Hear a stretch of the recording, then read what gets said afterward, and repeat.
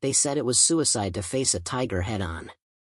The German behemoth outweighed American tank destroyers by 20 tons, its armor thick enough to laugh at shells that would gut a Sherman. Its 88mm gun could tear through steel like paper from over a mile away.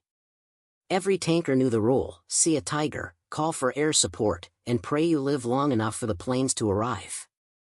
But on a frost-bitten morning in the forests of Belgium, a small group of M10 Wolverine crews decided to rewrite that rule. What happened next would become legend, whispered in armor schools and etched into the annals of tank warfare. This is the story of how the underdog punched back, and why the Germans never saw it coming. Before we jump back in, tell us where you're tuning in from, and if this story touches you, make sure you're subscribed, because tomorrow, I've saved something extra special for you. The autumn of 1944 had turned the European theater into a grinding war of attrition. Allied forces had broken out of Normandy, surged across France, and now pressed against the western borders of Germany itself. The initial euphoria of liberation had given way to a brutal reality: the closer the Allies came to the Reich, the harder the Germans fought. Every village became a fortress, every forest a maze of death. The Wehrmacht, though battered and bleeding, still possessed teeth sharp enough to maul any force that underestimated it. Among those teeth, none were more feared than the Panzer divisions. German armor had earned a reputation for excellence that bordered on mythological. Their tanks were engineering marvels, over-engineered perhaps, but devastatingly effective when they worked.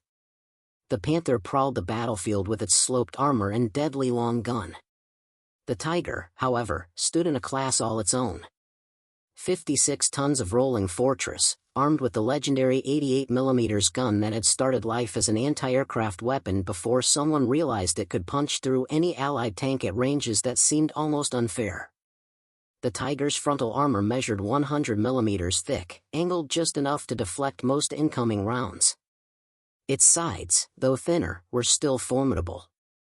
Crews called it the king of the battlefield, and for good reason. In the hedgerows of Normandy, in the streets of French towns, in the open fields of Belgium, the Tiger had proven nearly invincible. American tankers lived in constant fear of encountering one. The M4 Sherman, backbone of the U.S. Armored Force, was a reliable machine, easy to maintain and capable in many situations. But against a Tiger, it was outmatched in every measurable way. The Sherman's 75mm gun could barely scratch a Tiger's frontal armor even at point-blank range. American doctrine compensated with numbers and maneuverability, teaching crews to flank and swarm, to coordinate with infantry and artillery. But doctrine was cold comfort when an 88mm shell screamed toward your position at over 800 meters per second. The M10 Wolverine tank destroyer had been designed with a specific purpose: hunt and kill enemy armor. Unlike the Sherman, which was meant to be a general-purpose medium tank, the Wolverine focused entirely on firepower and mobility. It mounted a 3-inch gun, officially designated the M7, which fired a 76.2 mm armor-piercing round. On paper, this gun had better penetration than the Sherman's 75mm. The M10 was also faster, its open-top turret lighter and more responsive. But there was a trade-off that kept crews awake at night: the Wolverine's armor was thin, almost laughably so compared to a Tiger. Its maximum thickness was barely 37mm, enough to stop small arms and shell fragments but useless against anything heavier. If a Tiger spotted an M10 first, the American crew would be dead before they heard the shot. This imbalance created a psychological warfare all its own.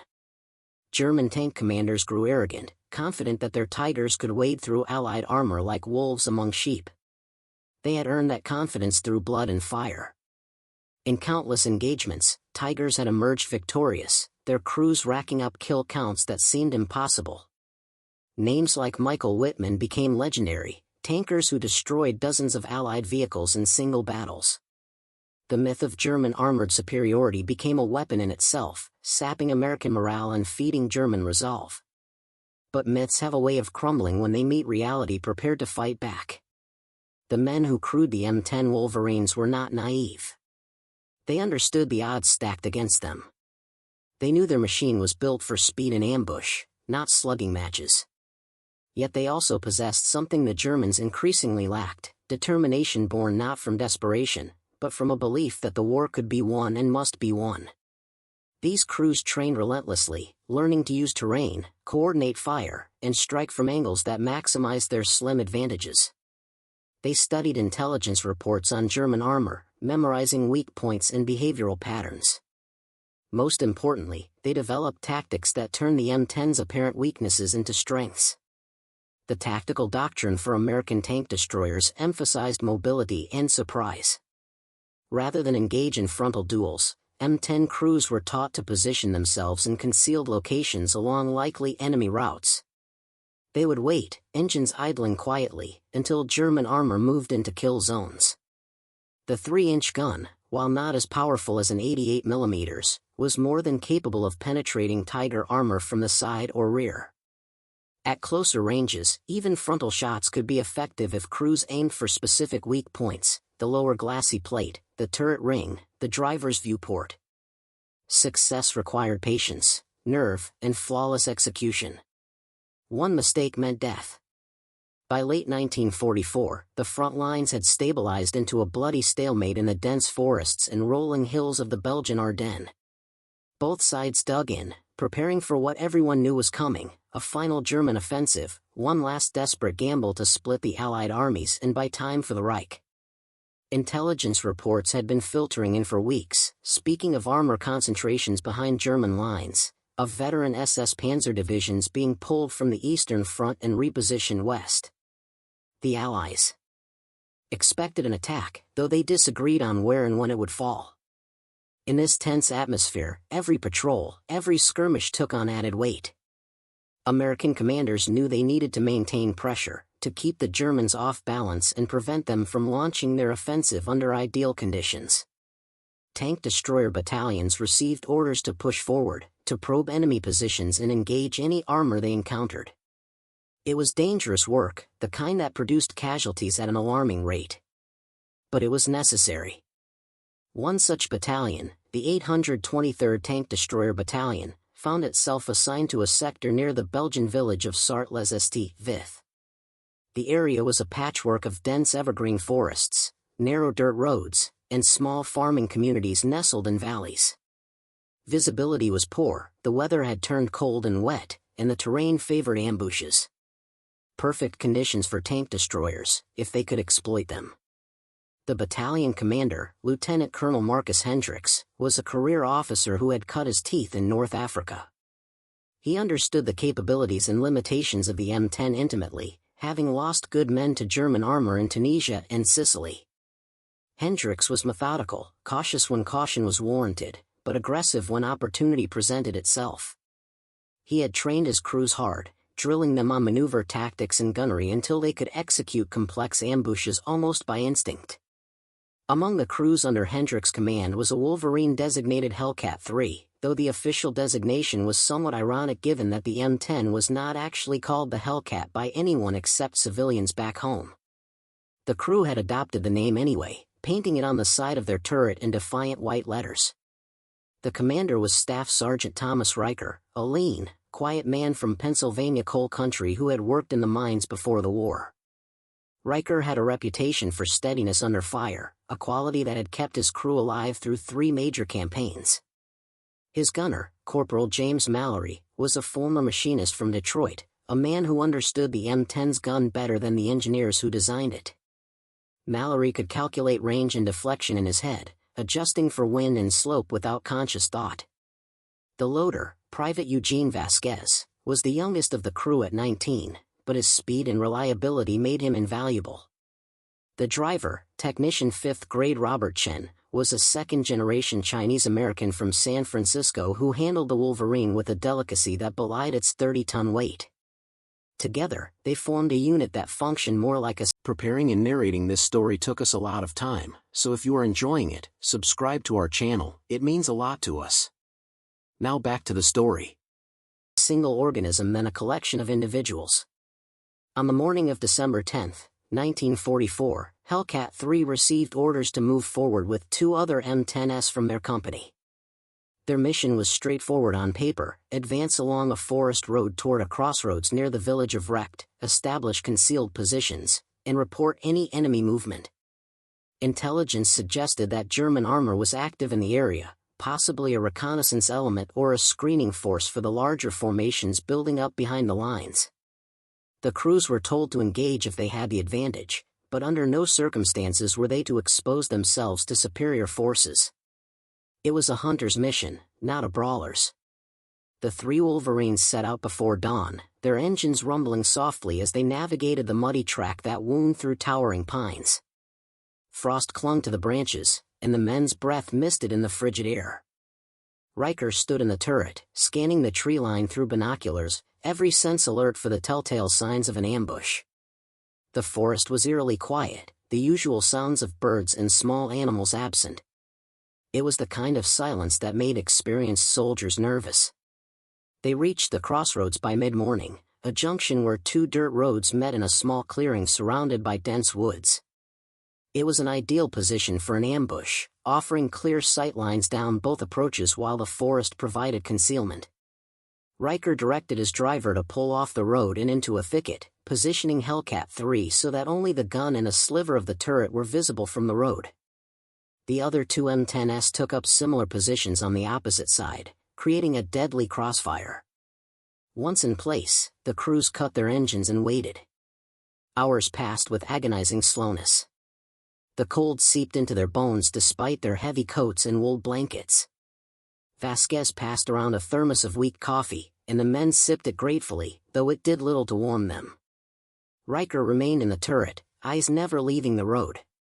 He had learned long ago that patience was a tank destroyer's greatest weapon.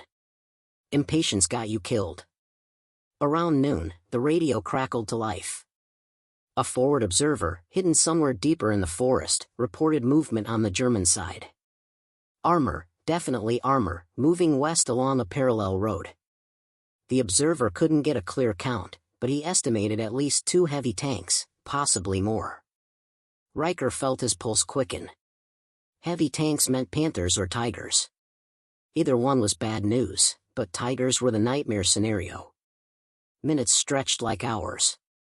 The forest remained silent except for the occasional creak of frozen branches.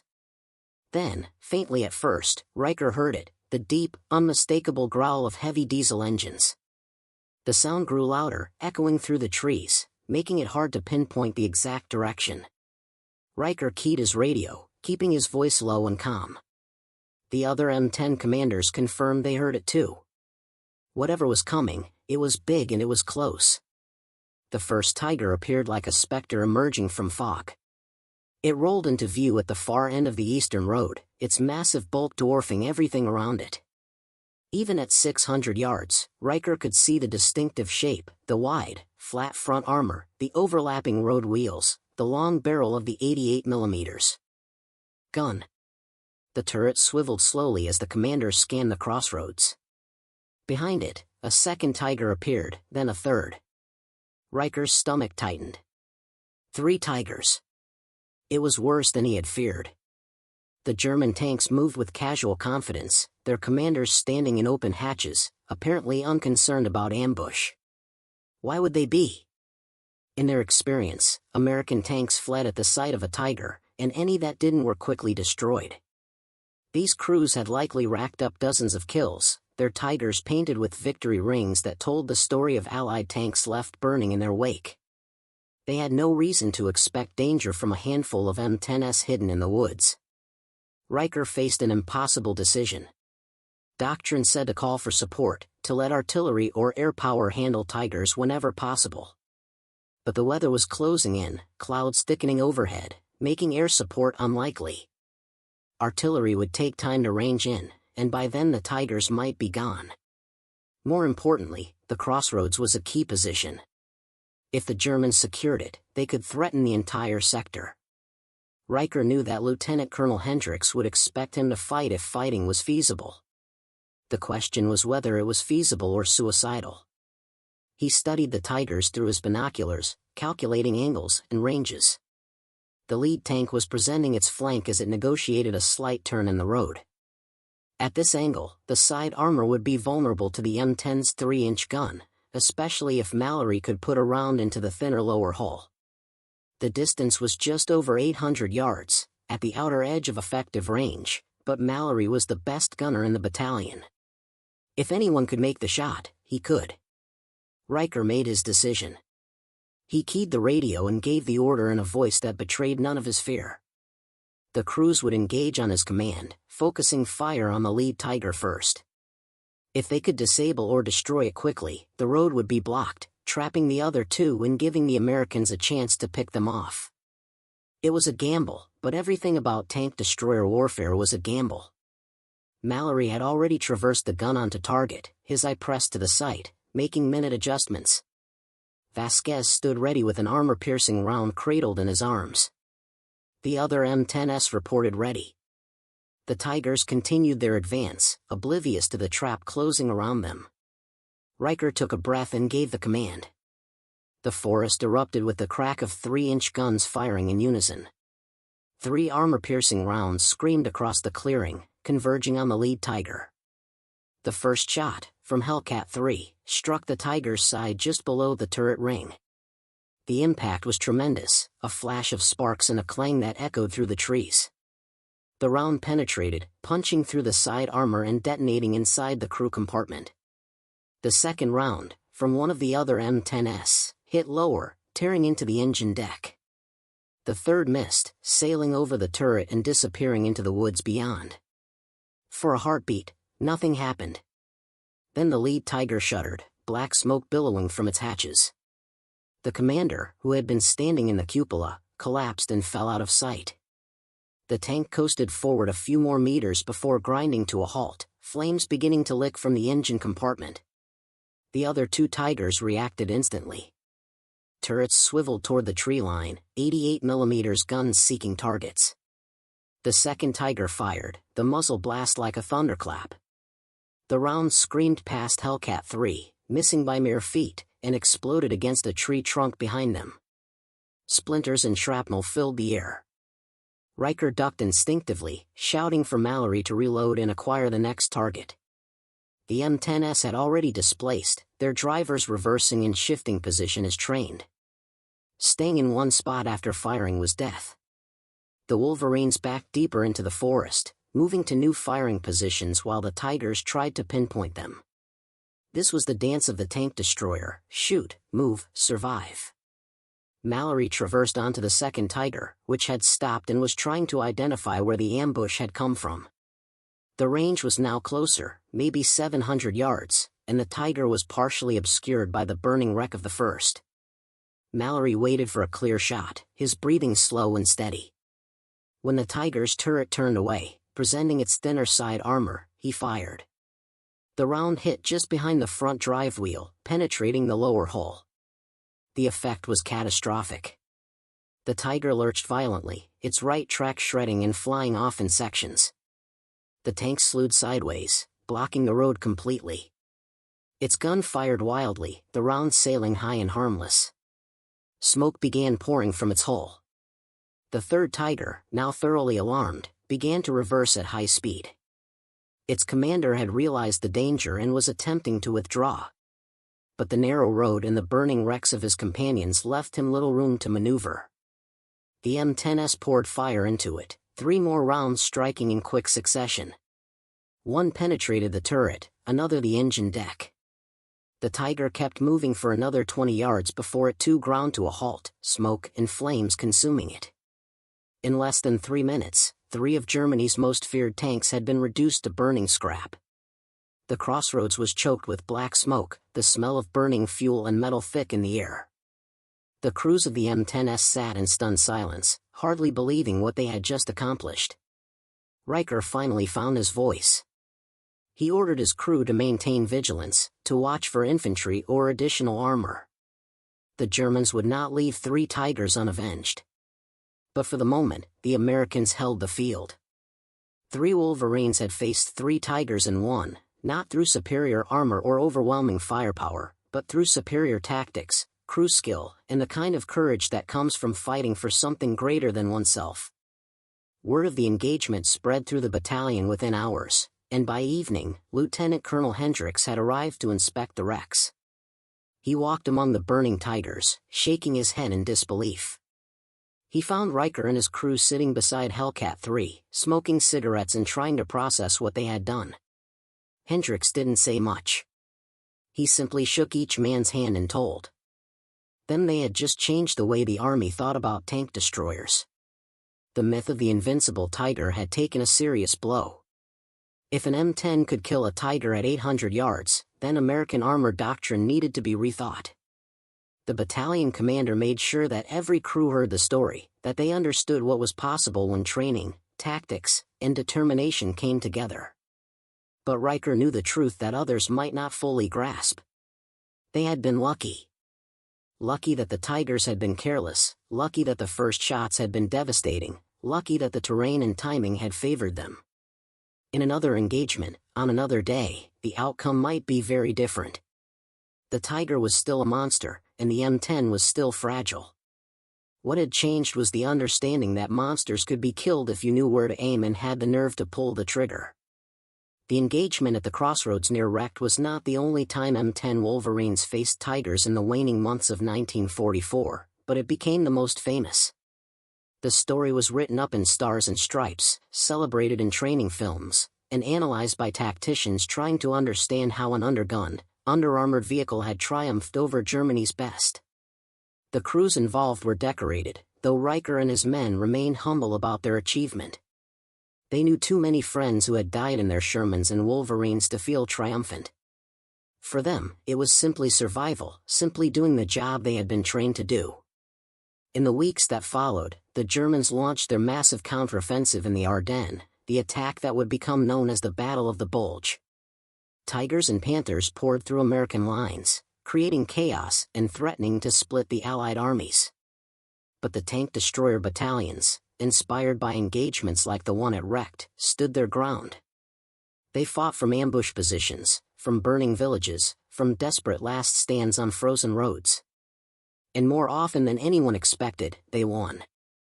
The 823rd Tank Destroyer Battalion continued to fight throughout the Bulge and into Germany itself. Hellcat 3 survived the war, though its crew changed as men were wounded or transferred. Riker made it home to Pennsylvania, where he returned to the mines and rarely spoke of the war. Mallory went back to Detroit, working in the auto plants that had built the tanks he had fought in. Vasquez settled in Texas, married, and raised a family. Chin returned to San Francisco, where he helped rebuild his family's business.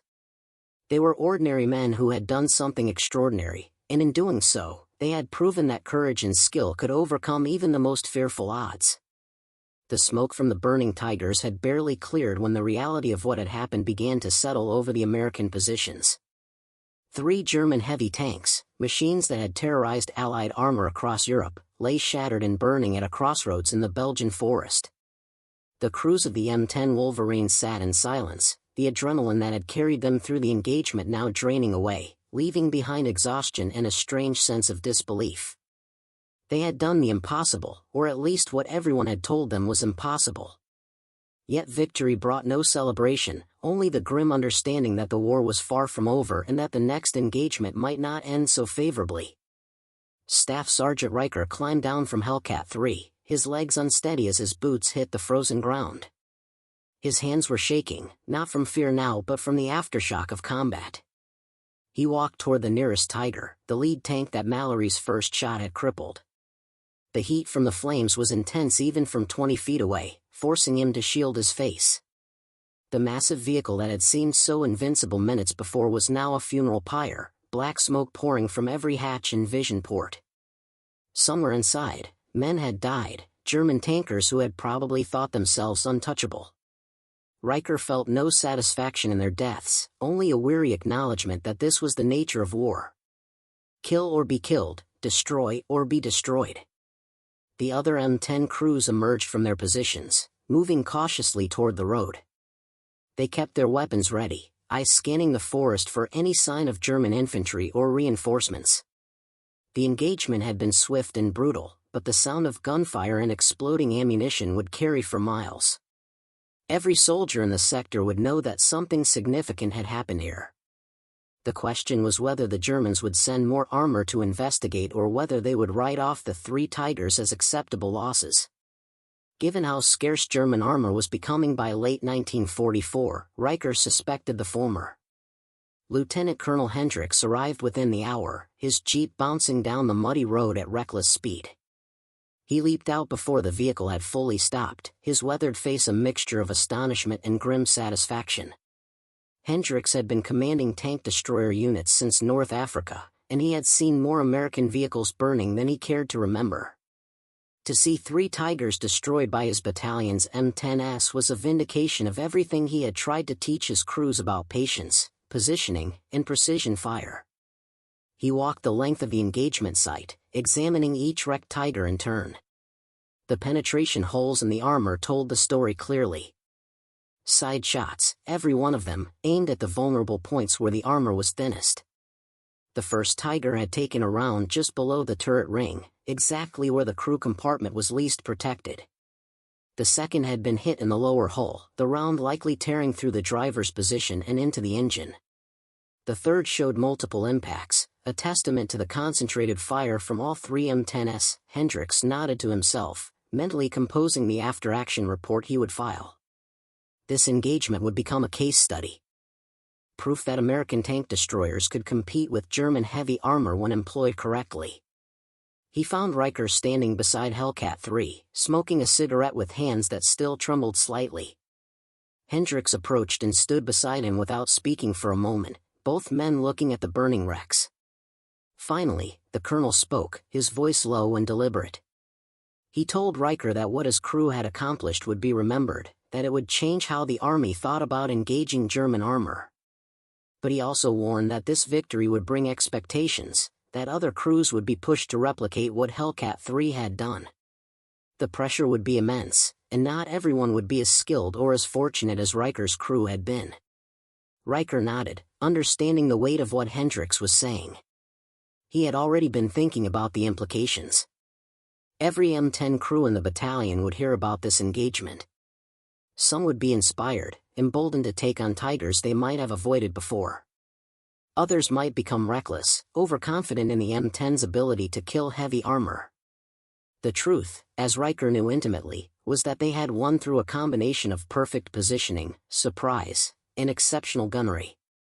Remove any one of those elements and the outcome would have been very different.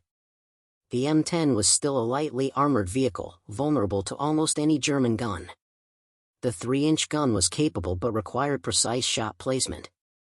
There was no room for error, no margin for overconfidence. Hendricks ordered the crews to hold their positions until reinforcements arrived. Infantry would need to secure the crossroads and ensure no German counterattack could reclaim the area. Engineers would examine the destroyed Tigers, salvaging what intelligence they could from the wrecks. The crews themselves would be debriefed extensively, every detail of the engagement documented for analysis. But for now, they were to rest and remain alert. The Germans would not forget about 3 lost Tigers, and vengeance was a powerful motivator. As darkness fell over the forest, the temperature dropped even further. The crews huddled in their vehicles, wrapped in blankets, taking turns on watch. The burning Tigers had been reduced to smoldering hulks, their flames dying as the fuel that had fed them was consumed. The smell of charred metal and burnt flesh lingered in the cold air, a reminder of the violence that had erupted in this quiet crossroads. Sleep came fitfully for the men of Hellcat 3. Every snap of a branch, every distant sound, sent hands reaching for weapons and eyes straining into the darkness. Morning brought reinforcements. An infantry company trudged up the road, their faces gaunt with exhaustion and cold. They spread out around the crossroads, digging foxholes in the frozen earth and setting up machine gun positions. A squad approached the Tiger wrecks, carefully checking for booby traps before examining the interiors. What they found confirmed what everyone already knew: the crews had died quickly, killed by the penetrating rounds and the fires that followed. Personal effects were collected, documents photographed, equipment catalogued. The intelligence gathered would make its way up the chain of command, adding to the growing understanding of German armor tactics and capabilities. By midday, orders arrived for the 823rd Tank Destroyer Battalion to pull back to a reserve position. The front line had shifted, and other units were moving forward to exploit the gap created by the destruction of the German armor. Hellcat III and its companions started their engines and began the journey back through the forest, leaving the crossroads and its grim trophies behind. As they drove, Riker noticed other American vehicles pulled to the side of the road, their crews staring at the M10s as they passed. Word of the engagement had already spread through the division. Some soldiers gave thumbs up or shouted encouragement. Others simply watched in silence, perhaps wondering if they would have the courage to face a tiger when their turn came. The story of the engagement reached higher levels of command within days. Generals and colonels who had been skeptical of tank destroyer doctrines suddenly took renewed interest. Reports were written, photographs of the destroyed tigers were circulated, and questions were asked. How had 3 M10s destroyed 3 tigers without loss? What tactics had been employed? Could the success be replicated? The answers that came back were both encouraging and sobering. The M10 was capable of killing tigers, but only under specific conditions. Surprise was essential. Positioning had to be perfect. The crew had to be highly trained and disciplined. Most importantly, the engagement had to occur at ranges where the M10's gun could penetrate but close enough that accuracy was assured. It was a narrow window of effectiveness, but it existed. Training programs across the European theater began to emphasize these lessons. Tank destroyer crews were drilled on ambush tactics, taught to identify tiger weak points, and encouraged to trust in their weapons if the circumstances were right. The M10, which had been seen as a stopgap measure, a vehicle that would be replaced as soon as better designs became available, suddenly gained new respect. It would never be a match for a tiger in a straight slugging match, but warfare was rarely about fair fights. It was about exploiting advantages and minimizing weaknesses, about hitting the enemy where he was vulnerable and avoiding his strengths. The psychological impact of the engagement extended beyond American lines. German intelligence eventually pieced together what had happened at the crossroads near Reich. 3 tigers lost to American tank destroyers was a bitter pill to swallow, especially as resources grew scarcer and every heavy tank became increasingly precious. Tank commanders who had grown accustomed to dominating the battlefield began to exercise more caution. The forests and villages that had seemed merely inconvenient now appeared potentially lethal, hiding American guns waiting in. Ambush. The myth of invincibility that had surrounded German armor began to crack, not shattered entirely but damaged enough to create doubt. This doubt manifested in subtle ways. Tiger crews became more cautious in their advances, sending reconnaissance ahead more frequently, avoiding obvious ambush sites. Panzer commanders requested more infantry support to screen their movements through forests and urban areas. The aggressive, confident tactics that had worked so well in the early war years gave way to a more defensive mindset. Germany was on the strategic defensive now, and even its most powerful weapons could not reverse that reality. For the men of Hellcat III, life returned to the grinding routine of war. They continued to man their vehicle, to patrol dangerous roads and hold precarious positions. The engagement at the crossroads became a story they told rarely and reluctantly, conscious that every retelling added to expectations they were not sure they could meet again. Riker received a Silver Star for his leadership, Mallory was promoted to sergeant for his gunnery, and the entire crew was commended in orders. But decorations meant little compared to survival, and survival required constant vigilance and a healthy respect for the enemy's capabilities. The Battle of the Bulge erupted less than a week after the engagement at Recht. German forces, having massed in secret, launched a massive offensive aimed at splitting the Allied armies and recapturing the vital port of Antwerp. It was Hitler's last major gamble in the West, a desperate attempt to force a negotiated peace before the Reich was crushed between the advancing Soviets in the East and the Americans and British in the West. Hundreds of tanks, including entire battalions of Tigers and Panthers, poured through the American lines in a winter storm that grounded Allied air power and created chaos across the front. The 823rd Tank Destroyer Battalion found itself in the thick of the fighting. Units were scattered as the German breakthrough fragmented American positions. Some companies were cut off and surrounded, fighting desperate rearguard actions to allow other forces to escape. Others held key road junctions in towns, their M10s dueling with German armor and running battles that lasted for days.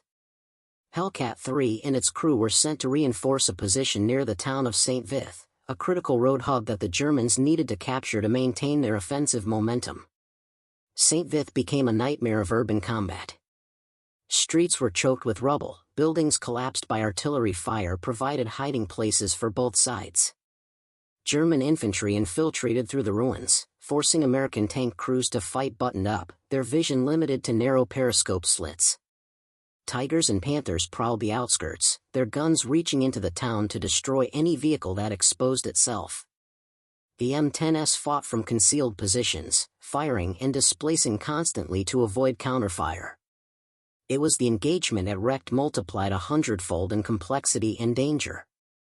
Reich lost count of how many engagements Hellcat III fought in those desperate days. They destroyed a Panther that tried to force its way down a narrow street, the M10's gun firing at point-blank range into the German tank's side. They ambushed a column of half-tracks carrying infantry, their machine guns raking the vehicles until they burned. They held a bridge against repeated assaults, the crew exhausted and low on ammunition but refusing to yield. Other M10s from the battalion fought similar battles across the sector. Some survived, their crews becoming veterans of the most intense combat the war had yet seen. Others were destroyed, their crews killed or captured as the German tide swept over American positions. The town of St. Vith eventually fell, overwhelmed by sheer weight of numbers and firepower. The surviving American units withdrew in good order, fighting rearguard actions that bloodied the German advance and bought time for reinforcements to arrive.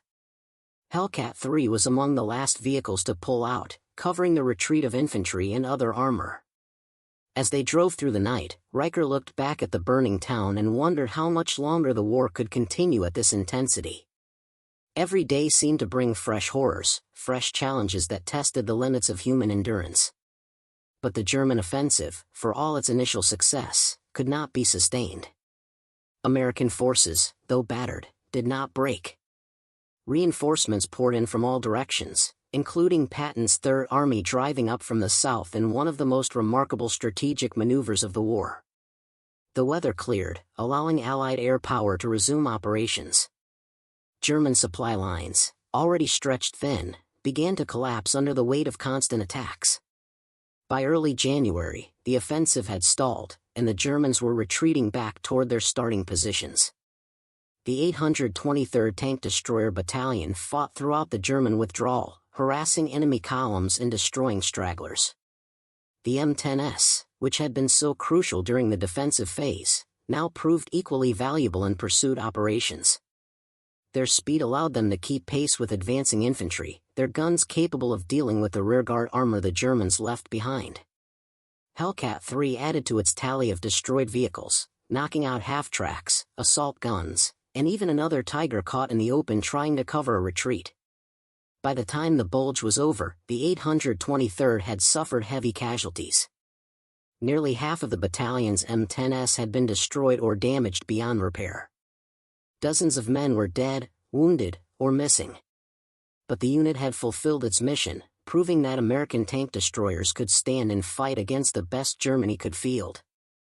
The engagement at Recht, which had seemed so significant at the time, was now just one small chapter in a much larger story of sacrifice and determination. Spring of 1945 brought the final campaigns of the war in Europe. Allied armies crossed the Rhine and drove deep into Germany itself. Resistance continued but grew. Increasingly sporadic as German forces disintegrated. The 823rd Tank Destroyer Battalion pushed forward with the advancing infantry, their M10s now encountering more abandoned vehicles than operational ones.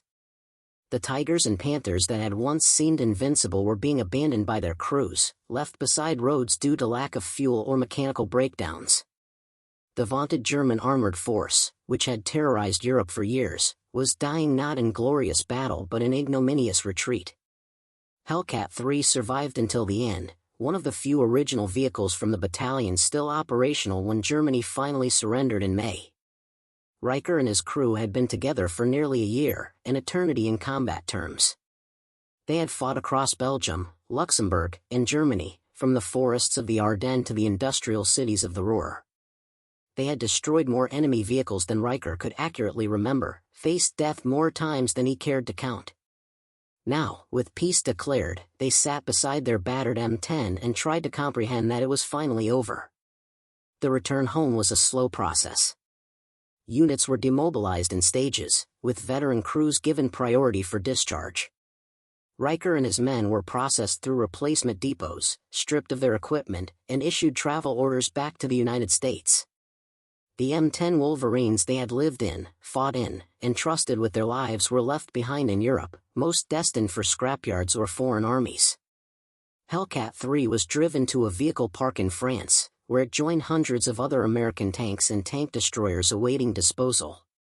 Its service record was noted, its battle damage recorded, and then it was forgotten, just another piece of surplus military equipment in a world trying to move beyond war. The men who had crewed those vehicles carried their memories home with them.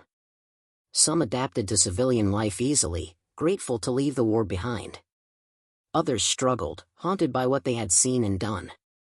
Riker returned to Pennsylvania and the coal mines, finding solace in the familiar rhythms of hard physical labor. He married, started a family, and rarely spoke of his service except in the vaguest terms. When his children asked about the war, he would tell them only that he had done his duty and been fortunate enough to survive.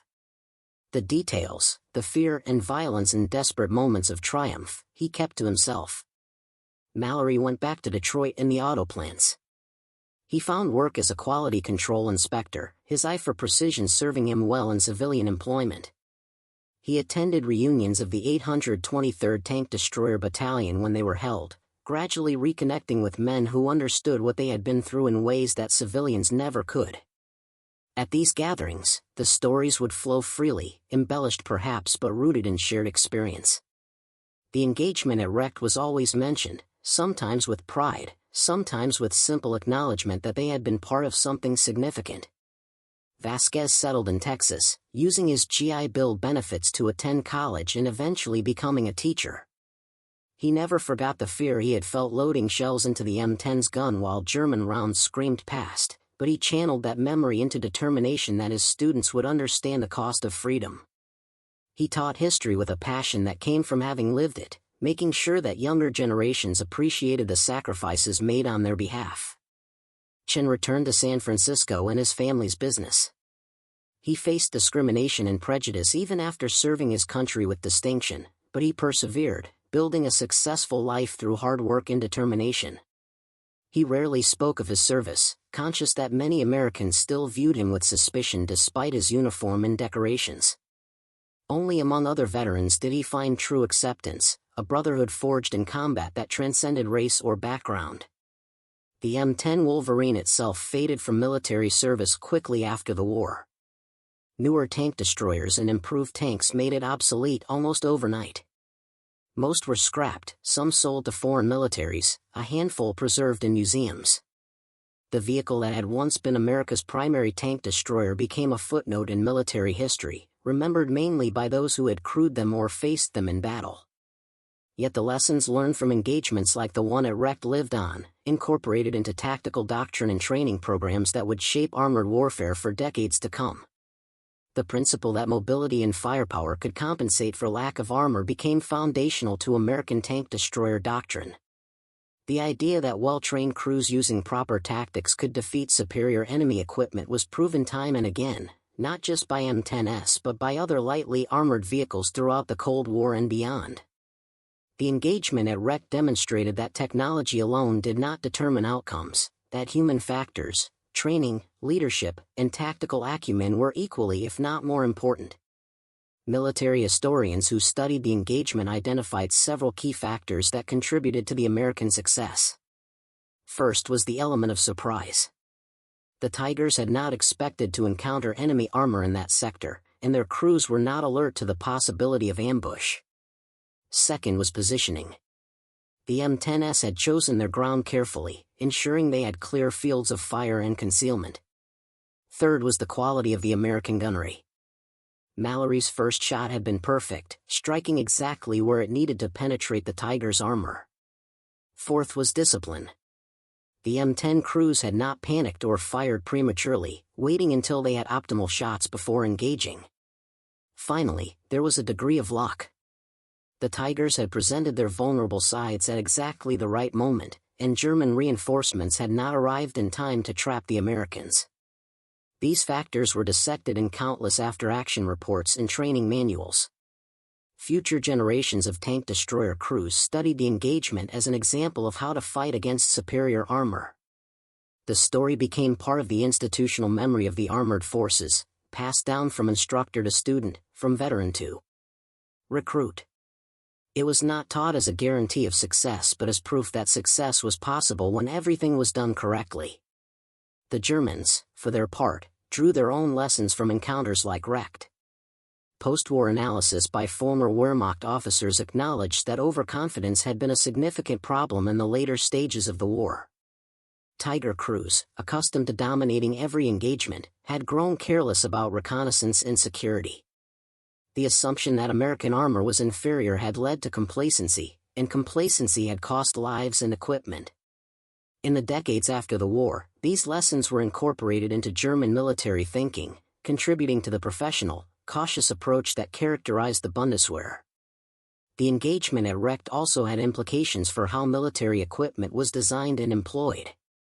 The success of the M10 demonstrated that specialization had value, that a vehicle designed for a specific role could excel at that role even if it was vulnerable in other situations.